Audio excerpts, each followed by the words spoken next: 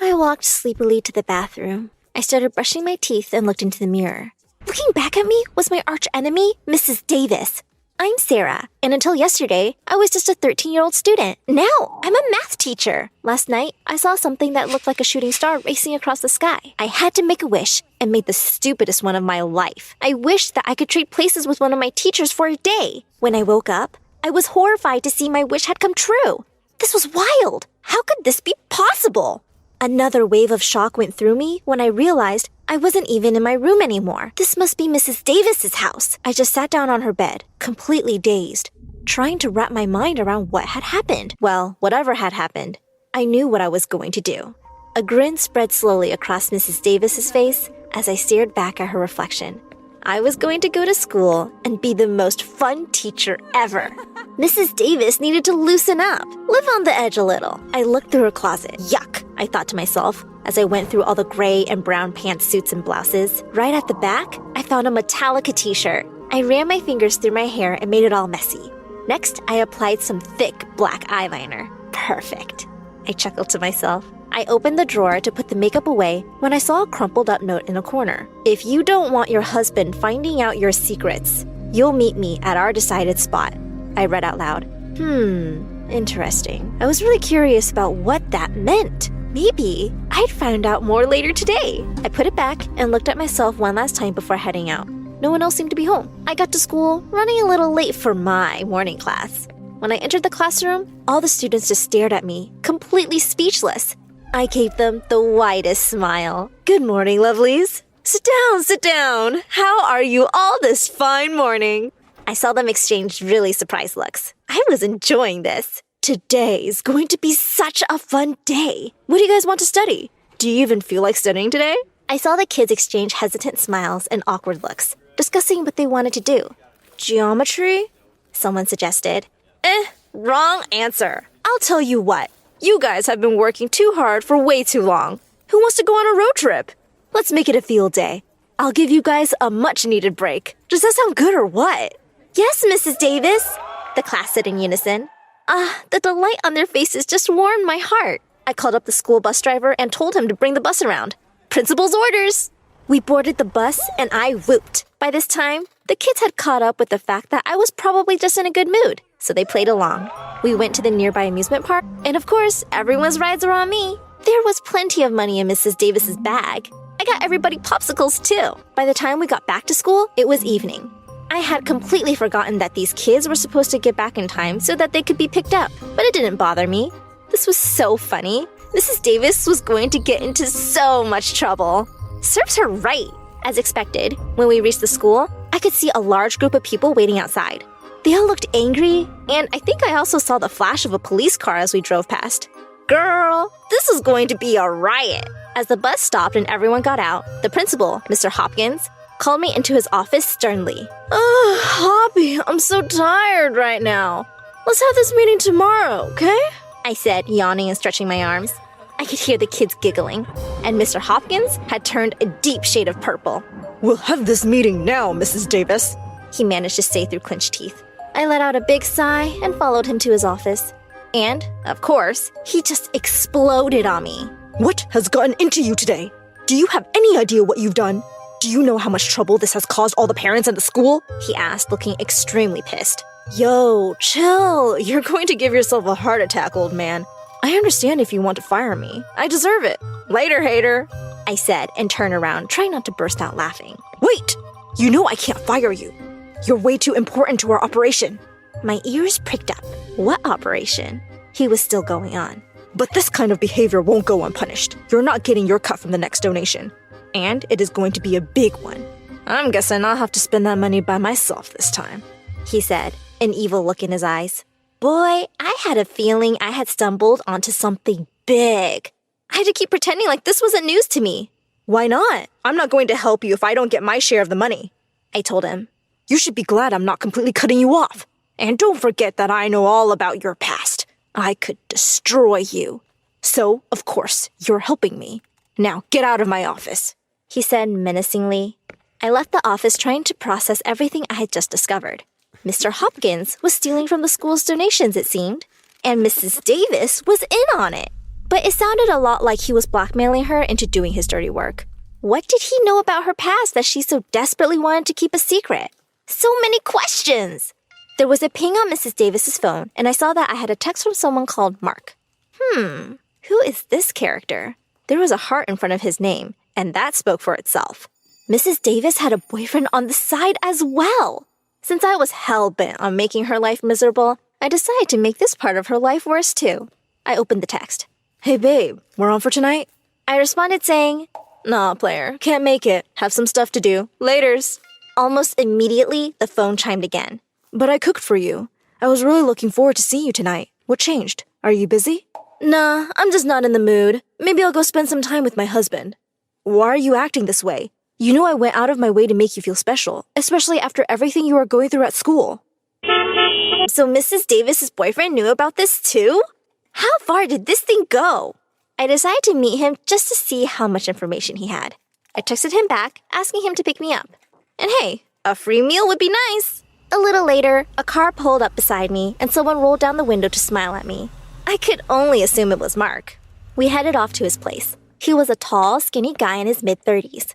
I realized soon enough that he didn't know anything about the scam Mrs. Davis was involved in, only that the principal had been giving her a hard time at work. Well, that was useless. And to top it all off, the dinner he had put so much effort into making was absolutely gross. Made me miss my foster mom's steamed broccoli. At the end of the night, Mark cleared the tables and came back and sat next to me. Uh-oh. Where was this going? I hadn't signed up for this. He leaned in and kissed me, and I pulled back in like 2 seconds. Ew! Jeez, Mark, your breath stinks. Maybe it's not the best idea to kiss a lady after a fish dinner. He looked rather offended, but I didn't care. Mrs. Davis should break up with him anyway. He was kinda lame. I told him I was in a hurry and would take a cab home. When I got to her place, I saw some lights were on. The husband must be home. I walked in and saw a scrawny little man with a frown on his face glaring at me. "A man can't even get a decent meal at home after being away for a week. There's nothing in the fridge. You're the most useless woman I've ever met," he shouted. With that, he picked up his coat and keys and left. Thank God. I hoped he wasn't coming back tonight. And no wonder Mrs. Davis had a boyfriend. I was almost beginning to understand why she was so bad-tempered. I crept into bed and fell asleep almost instantly after the day I'd had. When I woke up the next morning, I immediately sat up straight to look at my hands and feet. I was back! Hello again, Sarah. I missed you. I could hug myself right now. I didn't understand yesterday's bizarre events, but I sure hadn't forgotten any of it or the secrets I now knew. And I was going to have my fun with them. I cut out some letters from a newspaper and made a note. I glued the letters on a piece of paper, folded it up, and left it under the duster on her desk. I know about your deal with Mr. Hopkins. You are in so much trouble. Mrs. Davis came into the room, saw the note, and quickly crumpled it up before throwing it in her bag. I saw her eyes widen in shock. I quickly looked away. I didn't want her to suspect that it was my work. I saw her fidgeting around all day, and it gave me so much satisfaction to know that I had really gotten under her skin. She wasn't mean to the students, she gave us no surprise quizzes, and even her teaching was absent-minded. I was having a great day. The next day before class, I left another note.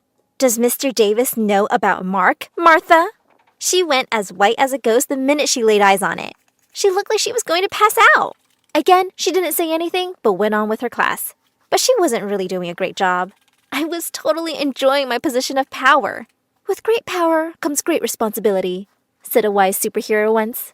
I had to use my knowledge for the good of all my fellow students. I decided it was time to leave her another note. This time, I tried to be more threatening. Maybe you should treat your students better if you do not want this information to get out, Mrs. Davis. When Mrs. Davis saw this note, I knew she'd had enough. I made the mistake of including students in this, which meant she knew it was one of us doing it. She stood in front of the class, cold and calculating, and asked, "Which one of you did this?" I played stupid, giving her a questioning glance like I had no idea what she was talking about. She looked at each of us, and as nobody answered her, she said, "Whoever this is, you're going to regret it." Bone-chilling stuff, I laughed in my head. After school ended that day, I was walking back home when someone suddenly grabbed me by my arm and pulled me behind the garbage cans. It was Mrs. Davis, and she looked extremely angry. "I know it's you who's been leaving those little notes, Sarah. Do you want to fail my class and have to repeat this year?" She screamed at me. "I don't know what you're talking about," I tried to protest. "Oh, yes, you do. I don't know how it could have possibly happened, but I know you spent a day being me, and you just went poking your nose around in my business. And I spent a day being you, curled up in bed all day and pretended to be sick so I wouldn't have to go anywhere. And you know what? It was the best day I've had in years. She looked at me in fury and held onto my arm so tight I almost cried out in pain. You've had your fun. Whatever you think you know about Mr. Hopkins and me, it would be best for you to stay away. I'm warning you, Sarah. On that ominous note, she walked away. As I walked back home, deep in thought and rubbing my arm, a car came out of nowhere beside me and someone pulled me in roughly and put a gag in my mouth. I frantically tried to scream and kick, but not for too long, as suddenly everything faded to black. When I woke up, I was bound to a chair in a dimly lit room. I was absolutely terrified. Where was I? Who had kidnapped me? I'd never been more scared in my life. A little later, Mr. Hopkins walked into the room. He had the most evil smile on his face. You're in a lot of trouble, moron. Mrs. Davis had been acting weird lately, so I slipped a little bug into her bag. You know way too much for your own good. Now I have to figure out what to do with you, he said, leaning on the wall next to the door. That's when I started noticing where I was. It looked like an old house. I couldn't see out of the window, but the sounds outside didn't seem like they were from the middle of the town. But then I felt everything closing in on me again. The next time I woke up, it was to some very loud knocking on the door. Mr. Hopkins, let me in! It was Mrs. Davis. Mrs. Davis, what are you doing here? I heard Mr. Hopkins say. He definitely sounded surprised and not at all happy. Where's the girl? Mrs. Davis demanded. What have you done to her? There was a pause. Mrs. Davis, you've put our whole operation at risk by not being careful enough. And I'm having to clean up your mess now. You don't worry about the girl. I'll deal with her. Now that you've turned up here unannounced, you might as well be useful. I need you to look over the accounts of the last donation we received, the principal said. I'm not doing anything for you till you let the girl go, Mrs. Davis shouted. Enough of your nonsense, Mr. Hopkins snapped back angrily. Do you want that horrible husband of yours and all the parents knowing that you used to be a stripper? You'll be homeless and jobless before you know it, and those loans aren't going to pay themselves off. You need the money, and you are going to do exactly what I say. Wow, were the secrets ever going to stop coming? That's the last thing I had imagined would be Mrs. Davis' secret, and she had come to rescue me? I'm not scared of you anymore, Mr. Hopkins, and I found the little bug you left in my bag. I've used it to record everything you just said. I heard Mr. Hopkins snarl, and it sounded like he had knocked some furniture over. He was going to hurt Mrs. Davis, and there was nothing I could do to help. Just then, I heard the door burst open. Police! Get down on the ground, now! The next time I woke up was in the hospital. I had some vague memories of being carried out of the house. Mrs. Davis was by my side. She explained that I had been missing for 2 days, and she had found the electronic bug in her bag and put 2 and 2 together. She called the police and told them everything. She knew of his house in the woods because they had met there a few times to discuss business. Just as I was wrapping my head around everything, someone ran in through the doors. It was Mr. Davis. You! There you are! He screamed at Mrs. Davis. I've been looking everywhere for you, and just found out you've been busy looking for some idiotic student of yours? I've had to eat your disgusting frozen meatloaf for the past 2 days. I am just through with you. Mrs. Davis looked at him with utter disgust. Dude, I already have a boyfriend. You wouldn't have noticed, but I've already moved out half my stuff. That meatloaf is the last piece of cooking you'll get out of me. Just get out of here!